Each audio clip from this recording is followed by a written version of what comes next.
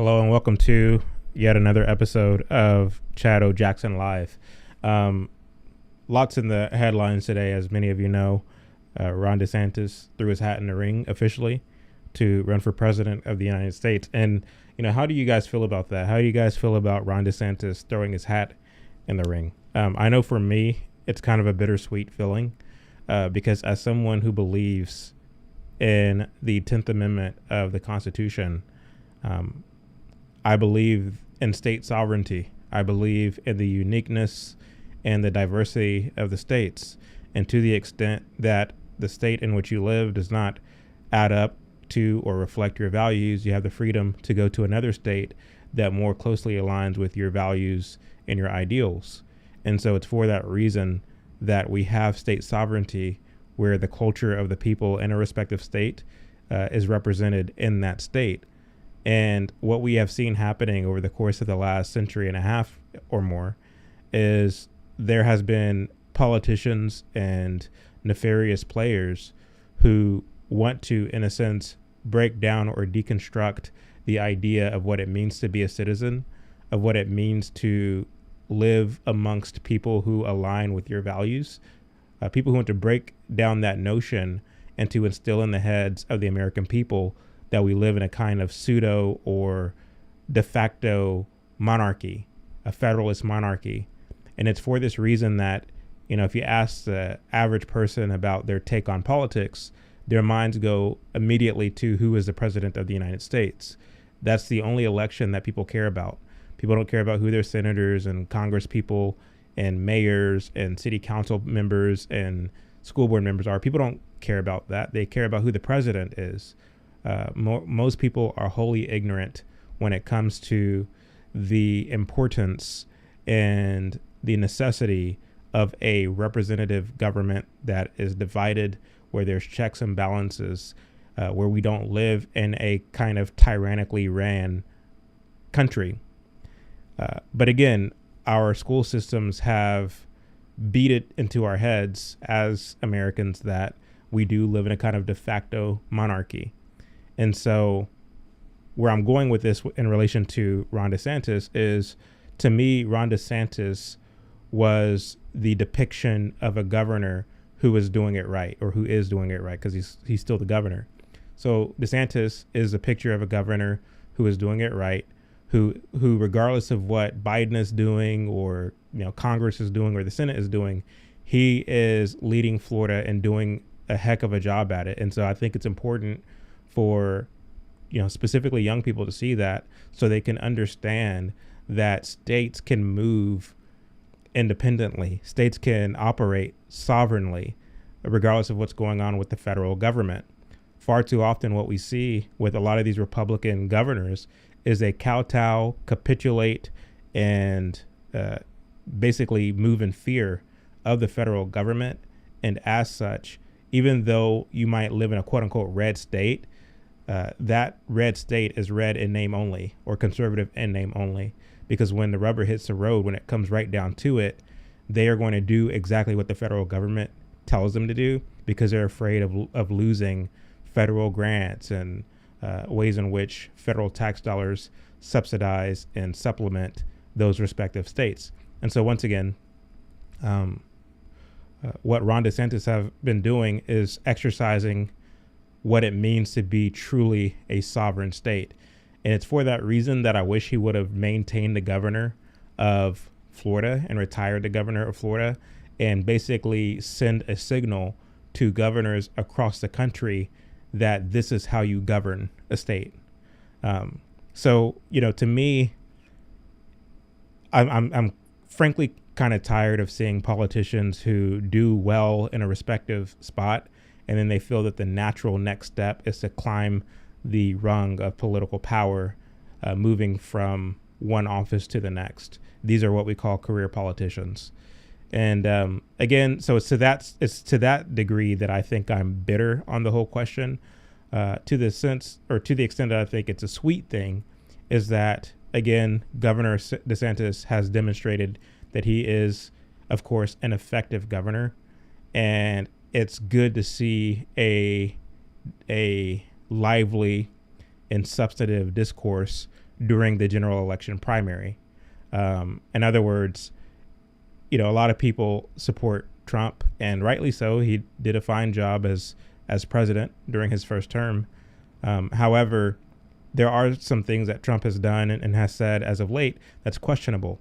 And for that reason, and for other reasons, I would like to see him go through the refining fire of competition in the primary, in the Republican primary, of people like Larry Elder, people like Ron DeSantis, and others, answer questions up against Donald Trump's answering of those same questions, so we can figure out as the people, as the citizenry, who it is we want for, to represent us in the Republican Party or what have you. And so those kind of options are useful in a constitutional republic. This notion that a lot of Republicans have that it's Trump and no one else. We don't even want the competition. We just want Trump. To me, that kind of smacks of tyrant vibes, of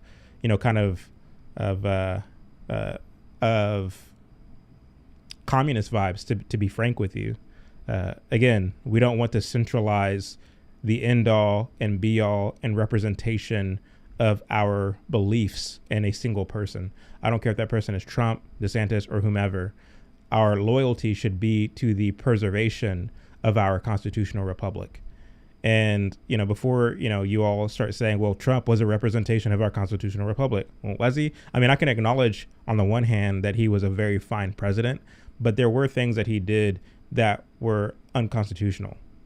There were things that he supported that were unconstitutional. And this isn't unique to Trump. A lot of presidents have been doing it. Hell, I think most presidents, if not all of them, with the exception of maybe Taft and maybe one or two others for the past 100 years, have moved and acted unconstitutionally. And I think FDR is one of the presidents who really set the precedence for disregarding the Constitution and in a sense wanting to wholly reshape the Constitution to represent more of a Marxist utopia more so than a constitutional republic. So, that's my take on the whole Ron DeSantis thing. On the one hand, I'm very glad to see more options because I'm sure as heck not in support of Nikki Haley or Tim Scott. I mean, come on, Tim Scott, really? Sure as heck not in support of that guy. But, for me, I like Trump. I like DeSantis. I like Larry Elder. The rest of these folks, I mean, give it a rest.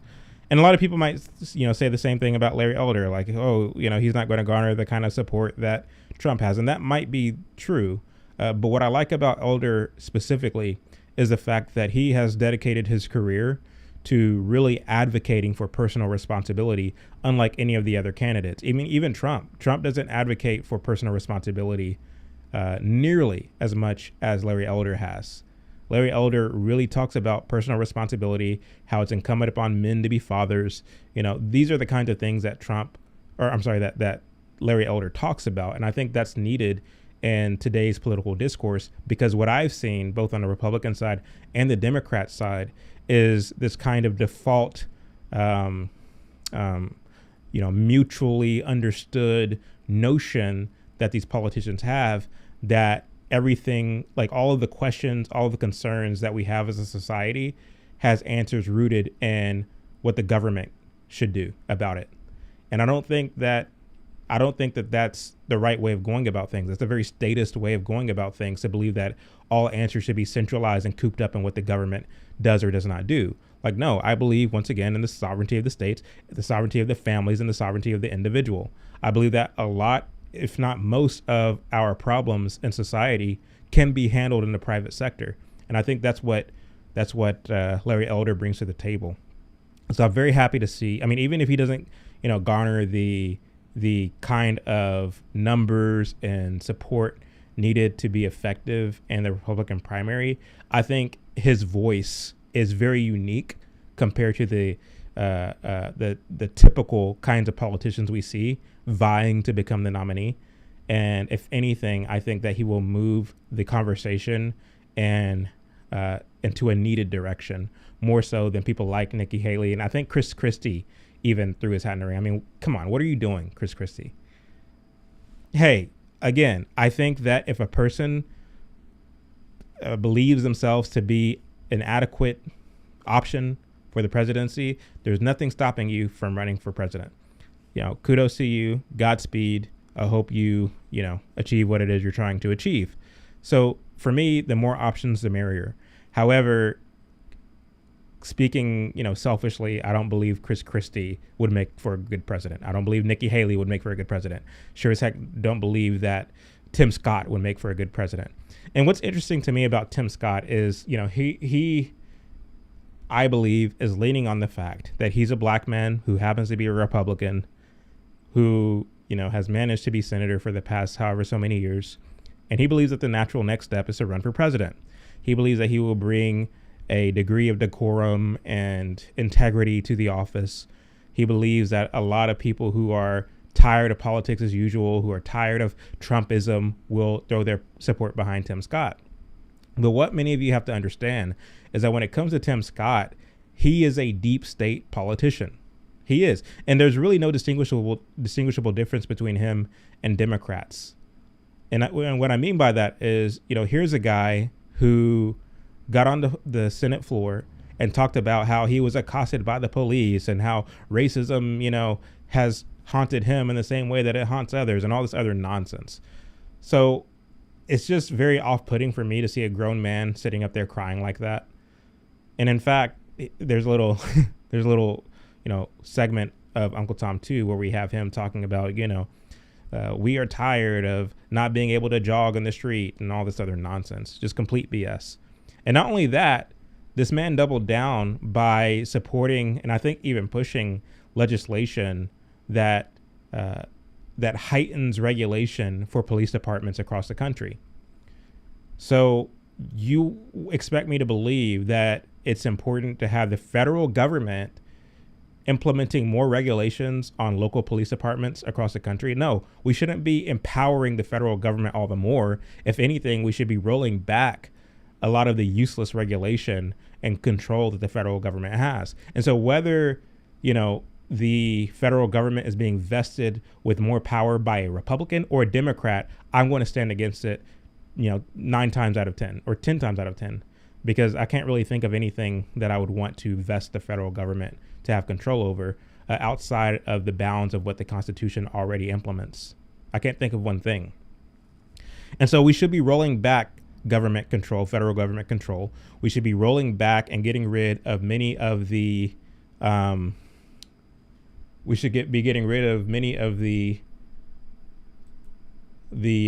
departments that are a part of the executive government or the executive branch of government.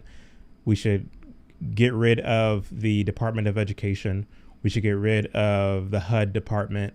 We should get rid of the Department of Energy. We should be getting rid of a lot of these departments and basically getting rid of a lot of the things that are currently included in our budget. We shouldn't be adding to it, and we shouldn't be empowering the government. Tim Scott is somebody who wants to empower the federal government all the more. Ted Cruz is someone who wants to empower the federal government all the more. They're gonna tell you some of the things you want to hear as a Republican on the campaign trail because they believe that you're naive and they believe that you're stupid enough to believe that they're the greatest thing since sliced bread because they happen to have an R in front of their name and they happen to be saying some of the things that you like. But again, if you look at the legislation that they've supported over the course of their careers, you'll find that there's no distinguishable difference between them and Democrats. So, I'll land that part there. But, I wanted to get into 2 articles this evening, and that's going to be the show. So the first article that I want to get into with you all is this one with regard to the North Face. Let's see here. What is happening? There we go. So let me try to pull this back up.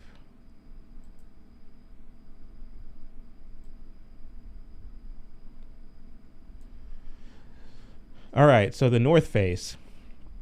This article reads, drag queen Patty Gonia says, quote, come out in North Face Summer of Pride ad. I don't know if you all seen this, but this is yet another example of these companies going full woke.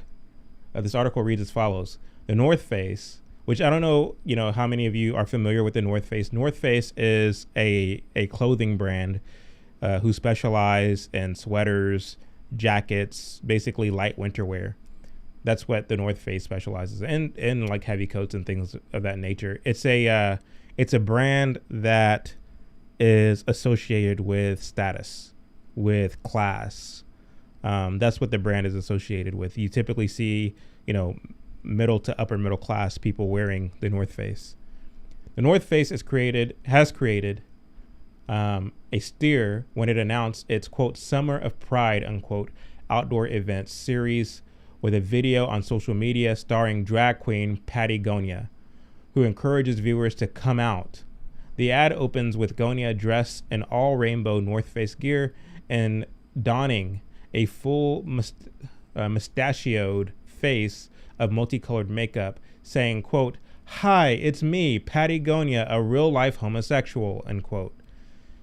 He continued, quote, "I'm here with the North Face. We are here to invite you to come out in nature with us," unquote. The tour, dubbed, quote, Summer of Pride, unquote, invites North Face fans to gather outdoors for hikes to, quote, celebrate pride and bring camp to the outdoors, unquote.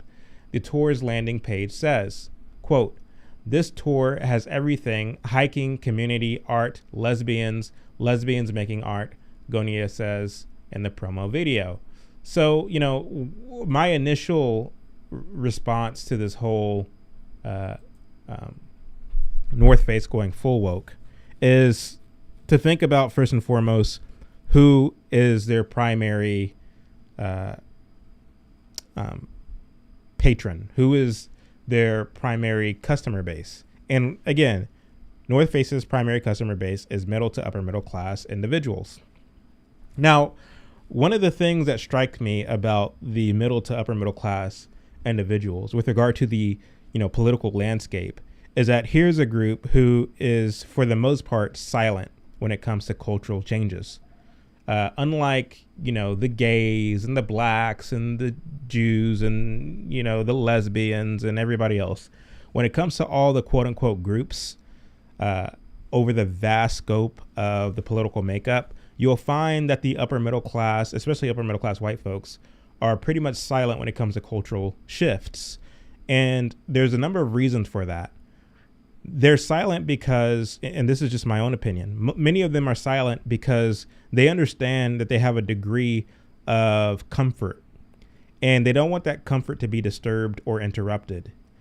And they understand how vicious the mob is, whether it comes to physical violence, as we've seen with rioting, or whether it comes to public shaming, which can jeopardize certain deals and your ability to get certain jobs and so on and so forth. And so the upper middle class folks don't want for their comfort to be interrupted.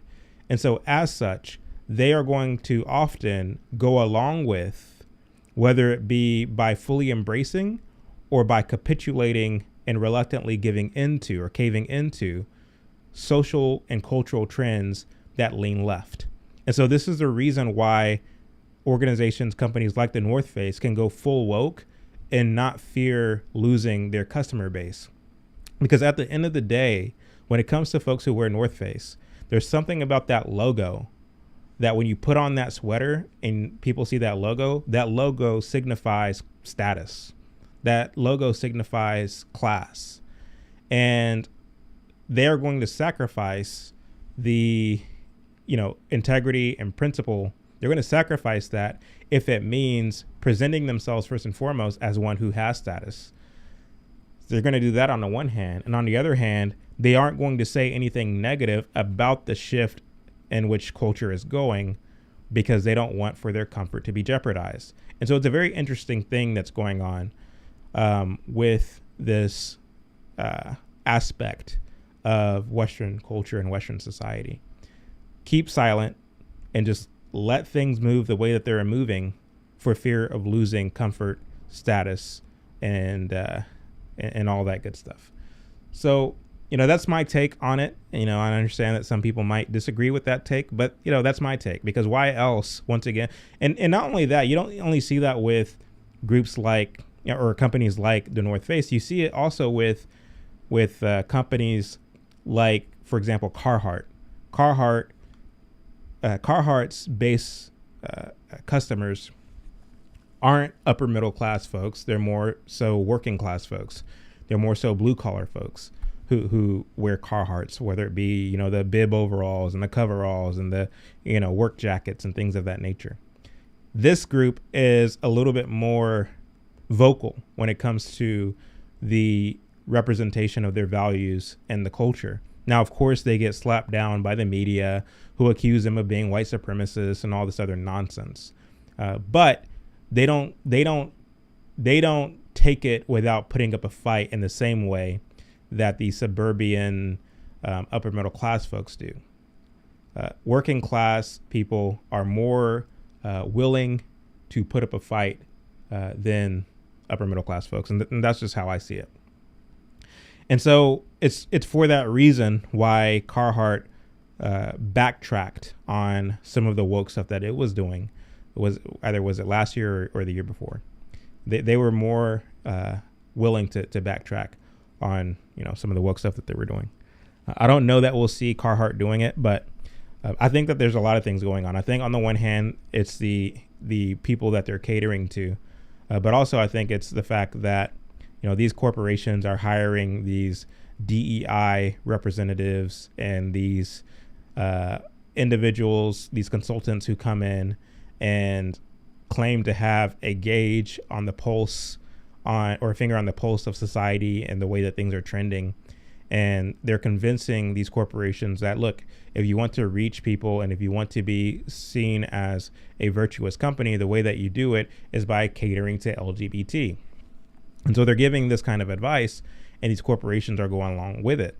Some of them are doing so even without the consultation of these individuals and entities who claim to have a pulse on the culture. They just are doing it because they genuinely believe in the cause of LGBT. So, regardless of what the reason is, what I believe is that if a company shows you who they are, then you should believe them. You should believe who they say that they are and choose not to spend your dollars there. It's not very often that I quote communist sympathizers like Maya Angelou, but I'll make an exception for this, this one time. If somebody shows you who they are, believe them the first time. And so whether it's Target, who claims that, we've been supporting LGBT for over a decade, or whether it's, Burger King, which I haven't eaten at Burger King since middle school. But, they have their Pride burgers where, they have two top buns on a burger and two bottom buns on a burger, and they're calling these their Pride burgers. Or whether it's, the North Face or Carhartt or whomever, when they show you or tell you who they are, believe them and choose not to shop there. I made this point earlier today on Sarah Gonzalez's show. I was on Sarah Gonzalez's show, which is called The News and Why It Matters. And I made the point that, when it comes to these companies going full woke, I might be disgusted with it. I might not like it, but I'm not going to sick the government on them and force them to cater to my values. I'm not going to do that. I'm just going to simply choose not to spend my dollars there. Right. And I said on the show, I'm not one of these we shall overcome civil rights Negroes who believes that every company should cater to my values and that I should force them by way of the government to cater to my values. But in the same way that I believe that they have a right to represent their values through their company, I too have the right to choose not to spend my dollars there. I too have the right to choose to go elsewhere. Like, I believe that the free market should, I believe that people are smart enough to run the free market, by themselves without interference with the federal government. And that's where I disagree with the Civil Rights Act of 1964. It was a federal government trying to force companies to serve everybody and to not discriminate against people. Like, grow up. Some people are going to discriminate against you because you're fat, because you're tall, because you're black, because whatever the case may be. I'd rather you be open and honest about what your discriminations are, so that way people can know whether to deal with you or not, versus hiding it and veiling it because the government's forcing you to do it. The government's forcing you to like me because I'm a black man. Like, come on now. Like, I'm a grown man. If you don't want to serve me because I'm black, I mean, that's on you. Like, I don't care. People should have the right to discriminate. I genuinely believe that. So moving on, I wanted to get into, I'm done with this North Face thing. I mean, again, if a company shows you who they are, believe them. Don't try to change them. Look at this nonsense. I'm going to try to bring this back on the screen. Here we go. And boom. There we go. Look at this nonsense. Look at this fairy flaunting around like they don't have a dad. That's all I see right there. I mean, I'm not trying to be mean or anything like that, but look, they got kids wearing this nonsense. This is the values that these people represent. I'm not shocked by it. I'm not outraged by it. I'm not surprised by it. And so I'm not going to overreact. I'm not going to overreact. The fact is, when Jesus looked among the crowd of people, the Bible says that he felt a great deal of sorrow because they were like sheep without a shepherd. That's what I see when I look at this screen and I see these people flaunting around like fairies, and I see them dressing their kids up in this nonsense.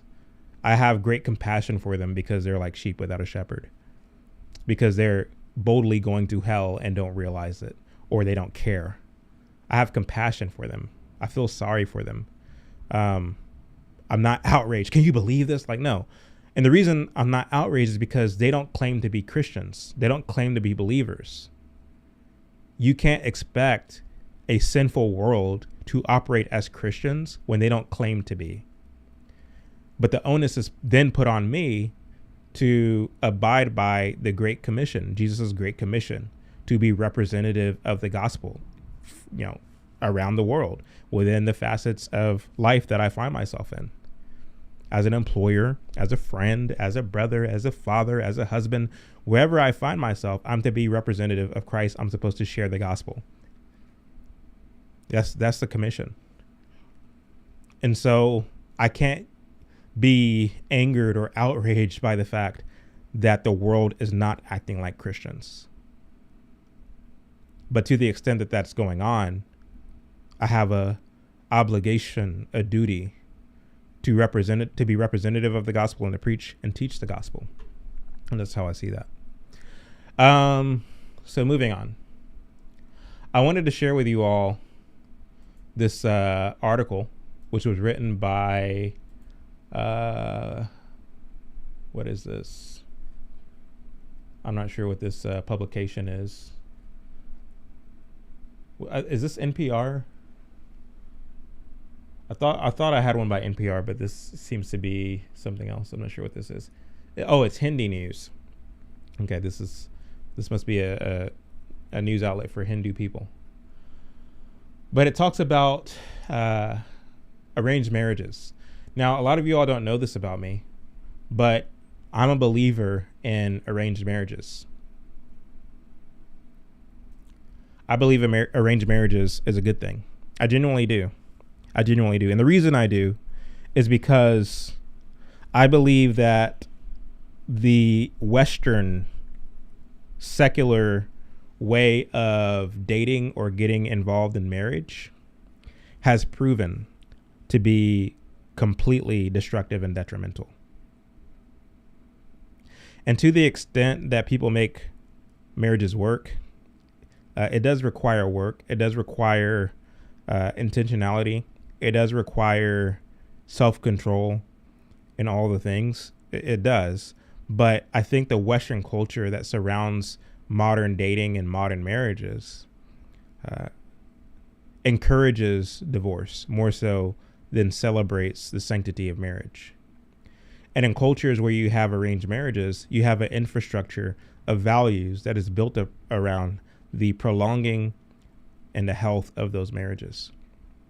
And so, to the extent that I believe in arranged marriages, which I don't believe in the tenets of the kinds of arranged marriages that we see in some of these Hindu countries and, African countries and what have you. I wouldn't say that, they have it right across the board from top to bottom. I wouldn't say that. There's certain things that I disagree with when it comes to the ways in which some of these arranged marriages are implemented. But when I say I believe in arranged marriages, I'm talking about within the Western context up against the framework of secular society, of modern secular society, a secular society that teaches and preaches indulgence as a virtue, that preaches and teaches the values and the virtue of modern womanhood and modern manhood that's devoid of masculinity. And so in this context, in this Western context, I do believe that to the extent that you have individuals who have Protestant Christian values, to the extent that you have families that believe in the value of homeschooling and watching what you eat and not, poking yourself with every vaccine that the government tells you should poke yourself with and all the things, I think also included in that needs to be a consideration of arranged marriages, or at least having or getting back to this notion that the parent should be involved in helping the youngster to get established in adult life. Because what we've gotten into, or the direction that we've moved in as a society, is when the children come of age, the parents completely throw up their hands and just feed their children to the culture, feed their children to the world, which is at odds with what the Bible says in terms of, the way in which a person delves into adulthood. Whenever you read, for example, the biblical take on marriage, it says, I'm going to butcher it. I think a daughter will leave her mother and father, or, he will leave his mother and father and be joined with their wife or husband, and the two shall become one flesh. And so you see this moving from being under the authority of mother and father straight to becoming one flesh with a husband or a wife.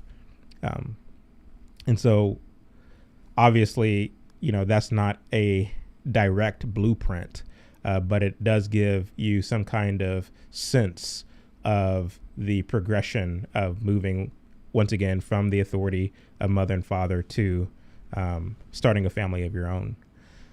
The reason why I do believe in some aspects of arranged marriages is because children and youngsters, especially these days, are driven more by lust.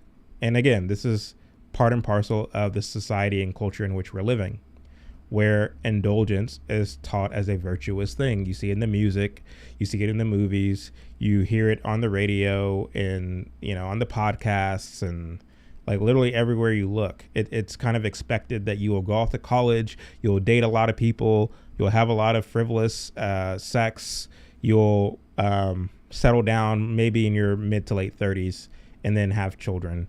Maybe, but if you do have a children, it'll probably be one children, because we're not a culture that values family and values children. We're just not, as a society, generally speaking. And so, with all that being the case, because we're driven more by lust, more so than the notion and the values of starting and prolonging a family, we tend to make bad decisions with regard to who we choose to date. And, speaking of dating, I believe, like the late Kevin Samuels did, that dating is dumb. Just this blind, I want to see if it will work. I don't, but at the same time, like, I don't want to be completely tied down to one person and all this other nonsense. Dating is dumb. If you're not dating with the intention of getting married, then what are you doing? You're wasting your time. You want to get your rocks off and you want to, this person to hold and have sex with, but you don't want any kind of serious commitment. Like, what are you doing with your life? What are you doing with yourself? I don't mean to sound judgy or to have bad vibes. I'm just speaking real to you. Like, what are you doing with your life? You know what I'm saying? But, when it comes to this lust piece, I believe that, unfortunately, a lot of youngsters, they get involved in a relationship, even though they feel like they're in love with this person.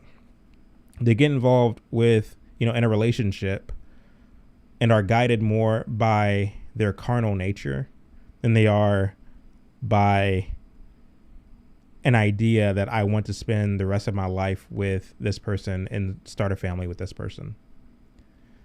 And because a lot of these youngsters lack the emotional maturity to choose well a spouse. You necessarily need the blessing, if not the involvement, of your parents, so long as those parents are rooted in the truth and hopefully the gospel and biblical truth, in terms of using that as an arbitration or as an arbiter in helping you and assisting in choosing that spouse. I believe specifically when it comes to girls that they need to lean on their fathers, their dads, in the choosing of a spouse, because generally speaking, dads want what's best for their daughter. And to the extent that some young punk who just wants to have sex with her is telling her all the right things and whispering a lot of sweet nothings in her ear, I believe that oftentimes an involved, concerned dad can see things that that young girl or that young woman can't. And so it's for that reason that, that I feel like the parents need to be involved. If a young man wants to court your daughter and he doesn't involve you as the father who is present in that decision, whether it means in seeking your blessing or what have you, then he's not the right one. He's not the right one. Again, I understand that modern culture has gotten away from that, has gotten away from this idea that a young man should get to know the parents of the woman whose hand he wishes to take in marriage. I know we've gotten away from that as a society and as a culture, but I have girls myself. If they bring some knucklehead home and I find out through, social media or something that they're engaged, and this young man never came to me and asked to take my daughter's hand in marriage or whatever, I would be irate. I would be irate, especially if she told the full yes. And so because I know that, and my daughters are very young, it's incumbent upon me to ensure that I'm raising up my daughters in the way that they should go, that I'm being firm with them, but I'm also knowing when to kind of ease the gas a little bit, let my foot off the gas and pump the brakes a little bit in terms of my firmness. And that takes discipline, that takes grace, and that takes a whole lot of prayer as well. Because I want my daughters to choose wisely. Now, even though I do see the what am I trying to say? I do see the benefits of arranged marriages. I do see that. At the same time, I don't believe in tyranny. I don't believe in saying to my daughter, you will marry this man. I don't care what you say. You will marry him. Or to my sons, you will marry this girl. I don't believe in that. You know what I mean? I'm not a narcissist. But at the same time, what I'm saying is I want to be involved in guiding my daughters in terms of who it is they end up marrying. And I hope that I'm raising them in such a way that they care about my opinion, that they care about my guidance once they come of age, instead of dismissing it. And that takes work on my end. That takes parental involvement on my end. That takes loving them and nurturing them right now while they're young, as they move into, their teenage years and so on and so forth. I can't just expect them to trust me and to lean on my judgment just because I'm their father and I happen to have, conceived them. I want to be able to earn as their father that trust to where they are leaning on my decision. And I want to say, hey, here's a young man who I think, he's interested in you. He spoke to me. He asked for your hand. I think you guys will be a great couple. I want to be that dad who is involved in that decision is all I'm saying. And I'm not ashamed to say that. Again, I know that a lot of people who hear what I'm saying will say, oh, well, I strongly disagree. You should let the kids make their own decision, all this other. Okay, you believe what you want to believe. But as for me and my household, I'm going to believe do what I want to do in terms of how I raise my family. and how I raise my kids. So that's where I stand on that. So this article, and again, when you read these articles, they have an agenda to deconstruct traditional values and to, in their place, construct values that are reminiscent of modern secularism and humanism. That's the whole point and goal and purpose of these articles. They want to, and it's it's the same thing that the feminists did in the 1970s. They wrote a lot of articles, they wrote a lot of books, they used a lot of rhetoric to frame traditional marriages and traditional womanhood and masculine manhood. They wrote a lot of articles and did a lot of things in the arts and in academia to taboo traditional marriage, to traditional manhood, traditional womanhood, to lambast these things, to make these things seem archaic and oppressive and all the things. And conversely, they erected their ideas of modern womanhood, of masculineless manhood, and modern quote unquote marriages. They framed those things, these modern things, as the better thing, and we as society fell for it. Culture fell for it. And depression, as a result, is at a high. And it's for this reason that you hear all this talk about mental health, right? They're trying to push mental health in order to try to mend the casualties and the fallout from their absurd, asinine, frivolous ideas. But this article reads, and it's written by, hold on, why isn't it scrolling? Here we go. Sanjay Hauai. I think I pronounced that wrong. How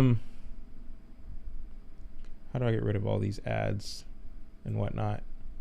I guess it doesn't matter. In some parts of India, it is tradition that as soon as a girl reaches puberty, she is nudged into the marriage market. Well, while things in the arranged marriage scene have improved by tons, there are still practices and the propagation of stereotypes that harm women and their well-being. So there you see it. Once again, this, I would venture to say, is a feminist who's writing this article. This Sajai. I would venture to say that this is a feminist.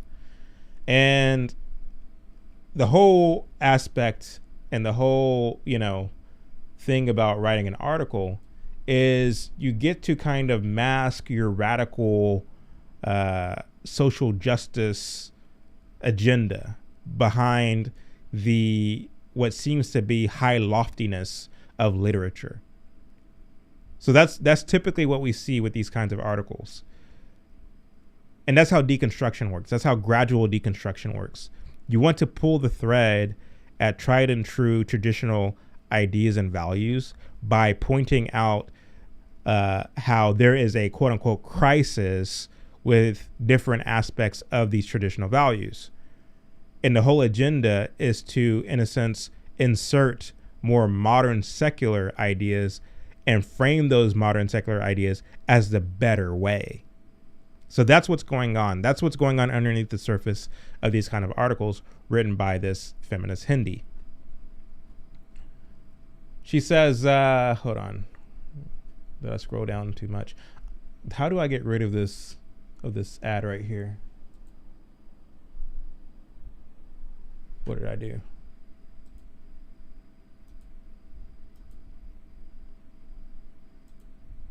Okay, let's get rid of the gay thing. Okay, I guess we're just gonna have to live with it. Is there an X?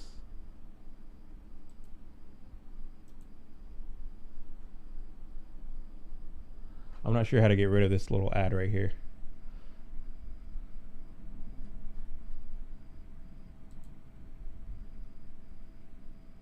And there it is again. All right, I just guess I'm gonna have to suffer through it. All right, women are fed up with age shaming. Woman who is fed up with age shaming slams arranged marriages. These ads are, I hate ads.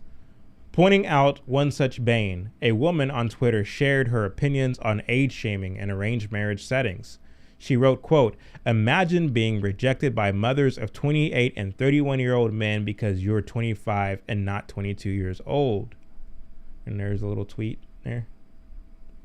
The woman added, quote, "Imagine people saying no to you because you don't look like an 18-year-old at the age of 25. Age Zayada lag rahi hai larhidi ki. I'm so done." I guess that's some kind of Hindu language. "With everyone and everything," unquote. She continued and talked about how most women have to endure such slander for the sake of their parents who want their daughter to be married and settled. Quote, "Imagine you have to tolerate this just because of your parents. I don't even want to get married. Things you have to do for their happiness." Quote, "Me letting my mental health deteriorate more by putting up with all of this, is my Mother's and Father's Day gift for the next 50 years, the user concludes. And so what do we see going on here? What we see going on here is this sole Twitter user who apparently is upset because she's 25 years old, I believe, and she has a man that she's interested in, and the parents of that man said, no, we won't let our son marry you because you're not 22 years old. And so because she was upset about that, she took to Twitter and was outraged and said, I don't even want to get married to please my parents or his parents or what have you. So she's basically throwing away the whole system of arranged marriages because of this experience that she had. And, I know what some of you might be thinking. How dare these parents tell this young girl that she can't marry their son? What kind of system is that? Well, if that's what you're thinking, then you're looking at this from a secular Western perspective, for one. And so you should be a little bit more open-minded. So that's number one. Number two, the fact that she is upset because he's 32 and she's 25. And so you have no right to be upset, or not upset, but you have no right to reject or deny me your son's hand because of age when he's clearly older than I am. We believe in equality. We believe that, if he's old, then I should be old too. However, when you consider the fact that when it comes to marrying a younger woman, your prospects and likelihood of having children and having, a womb that can bear a lot of children are a lot higher than if you are an older woman. And that's a fact.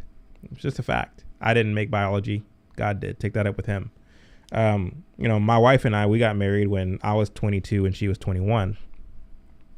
And I wasn't as knowledgeable and mindful of, the way that the womb works and all these things back then. It just so happens that, we got married at that time. We have 4 kids now, and, it kind of is what it is.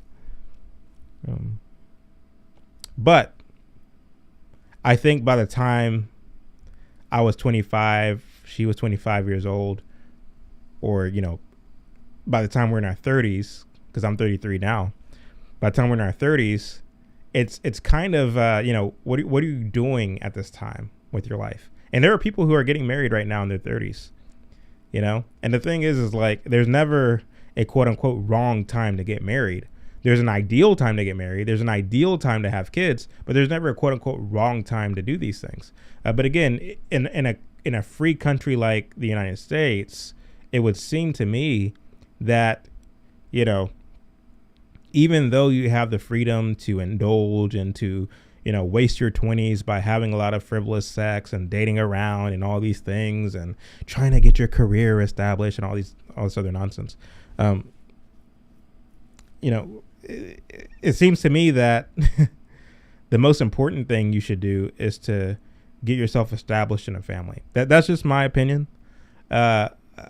because when you use yourself up and then you want to settle down with, a spouse in your 30s, like it's just not the same kind of growth with a human being as it was whenever you were young and you went through a lot together. The fact that I got married and began having children at the beginning of my 20s means that my wife was there through my own growth as an adult, in terms of starting a business, in terms of, the films, and in terms of, buying property and all the things that I've managed to accumulate for myself and for our family. She was there every step of the way, and I wouldn't trade that for anything. This whole notion that as a man, you should build up everything and then get married and invite a woman into all this stuff that you've built. I don't know that I agree with that entirely. I think those who argue for that make a pretty compelling, pretty good case. But for me, there's something more special about having your wife with you every step of the way to experience and to go through that with you and to encourage you. The whole, reason I started a business was because of the encouragement of my wife, because she saw that I was capable of leading and of succeeding in that way. And so she got into my ear and said, hey, you should start a business. And so to have that helpmate there was huge. I don't know that that kind of thing is encouraged these days, because what we're told is you go to college, young lady, you go to college, young man, find yourself, date, get out, get around, date around, have endless sex and build your career. And once you built your career as a nurse, young woman, and once you built your career as whatever, young man, after you've established for yourself and accumulated yourself all these things, all these tangible things, then settle down and get married. And by that time, there's all kinds of issues and all kinds of problems that that come into play because, like, you didn't go through the things to build it together, if any of that makes sense. So moving on with this article.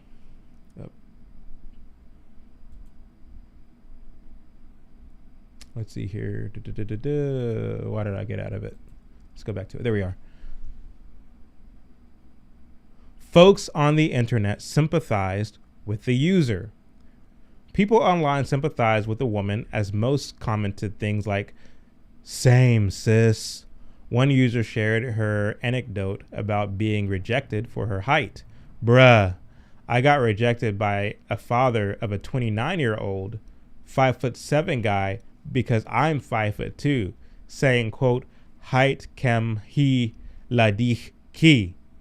I guess that's, again, some other Hindu language. And that guy was already 7 years older than me.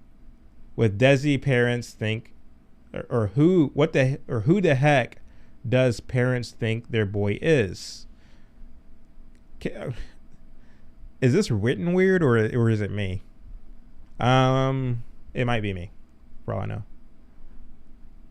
A man too chimed in and shared his experience of sorting through rishtas. Quote, "I actually told my mom today to take a pause on rishtas, because even as a man, I'm drained," unquote. He sounds like a beta male to me. Another woman acknowledged the user's struggle. Quote, "I know it's a process, but getting rejected is the worst feeling one can ever witness. Your confidence falls to ground. You blame yourself for your parents' embarrassment and troubles. Sometimes I think we should choose our partner ourselves if possible." Interesting. People want to be like America so bad. While one shared how she also faced rejections because of her age. Quote, "I got rejected because I was 2 years younger than the guy, and his mom thought the age difference wasn't enough," end quote. Tell us what you think about arranged marriages in the comments below. No need for that. I just told you what my thoughts were about that. So again, you'll see more of this happening. And this is the kind of thing that we see with a lot of these traditional countries, where a lot of these leftists, feminists, secularists, they begin to write these articles and write these, books and produce these films that subtly and gradually pull the threads apart from the traditional values of those respective countries.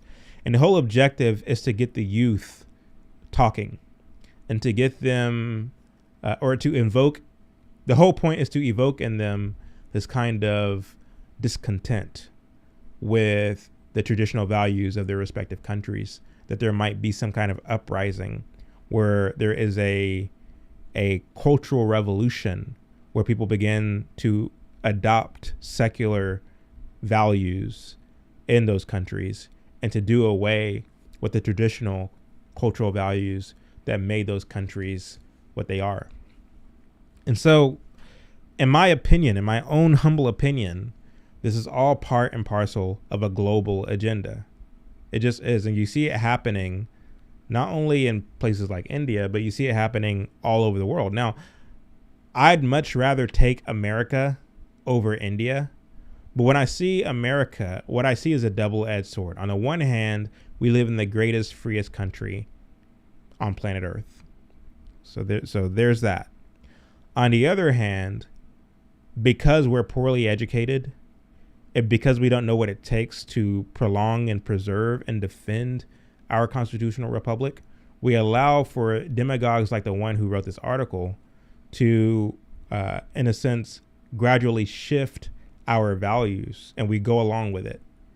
And as such, we lose our freedoms. As such, we lose this notion that America is this kind of bastion of hope and inspiration. We lose that. We lose sight of that. And so, freedom is a beautiful thing, but freedom isn't free. Even when you have it, you have to do the work to maintain it, right?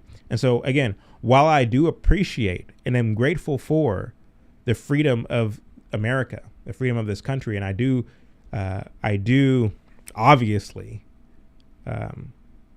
prefer America to any other country, especially India. I mean, woof.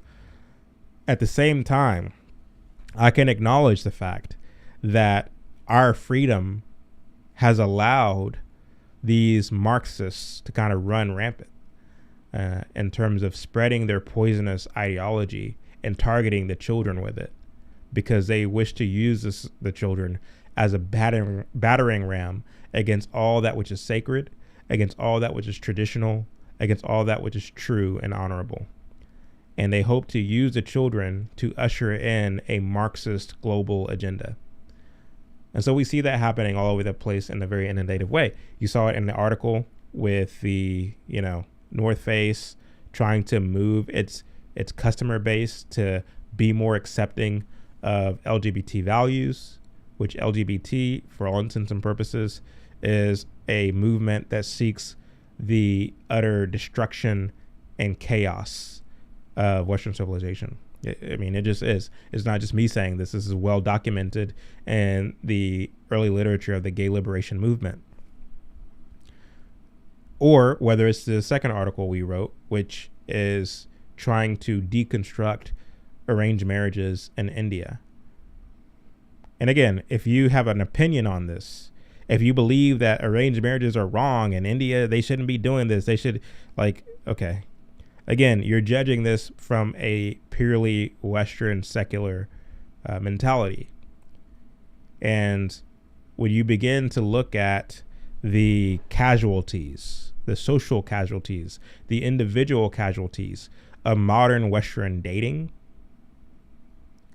versus the strong family structure that still exists in countries where they do practice either arranged marriages or some degree of tradition with regard to or parental involvement in the choosing of a spouse. I would take the family dynamic of some of these other countries over the family dynamic that we see here in the United States. So I think I'll end it there. It's kind of late. It's 11:18 here in Central North America. It's 12:18 over on the East Coast. And I got some things I got to do tomorrow. I wanted to dive into some of these comments. I saw some comments coming through over here on the side. But I think I'll do that next time. I will be back tomorrow evening. I'm going to be interviewing a professor over an article that she wrote, which I think is a very good article. And, I'm going to start doing more interviews. Last time I did an interview was with Layla Gray, who goes by Propaganda Fluent. And before that, I did an interview with Chuck Littleton. But I'm going to be bringing a lot more individuals. Some you know, some you don't know. Some big names, some not so big names, but all people who I find to be very interesting, very intelligent, and have a lot to offer in this space. And so thank you all for watching this evening. Don't forget to like this video, share this video, and subscribe to this channel. I love you all, and God bless.